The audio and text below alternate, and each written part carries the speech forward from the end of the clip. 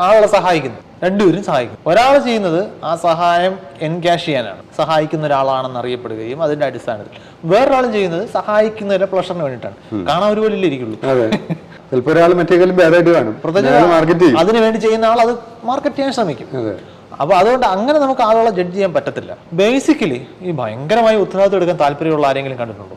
എന്തെങ്കിലും ഓപ്ഷൻ ഉണ്ടെങ്കിൽ ഡോഡ്ജ് ചെയ്യാൻ ശ്രമിക്കുന്ന ആൾക്കാരെ ഞാൻ കണ്ടിട്ടുള്ളൂ. കുറ്റപ്പെടുത്തുന്ന പല സംവിധാനങ്ങളുടെയും ബേസിക് ഇഷ്യൂ അന്വേഷിച്ചു കഴിഞ്ഞാൽ ഇത് എന്റെ തലേന്നങ്ങ് പോകണം. ചില സർക്കാർ ഉദ്യോഗസ്ഥർ അവരോട് ഒപ്പിട്ട് കഴിഞ്ഞാൽ ഇതങ്ങ് പാസ്സാവും. അപ്പൊ അത് സർക്കാർ ഫണ്ട് ചെലവഴിക്കുന്ന ഒരു പ്രക്രിയ ആയിരിക്കും. ഇത് പാസ്സായി കഴിഞ്ഞാൽ നാളെ ഇതിനകത്ത് എന്തെങ്കിലും പ്രശ്നം വന്നാൽ ഇതാരാണ് പാസ്സാക്കിയതെന്ന് ചോദിക്കും. അപ്പൊ പാസ്സാക്കിയ ആളിന് ലയബിലിറ്റി വരും.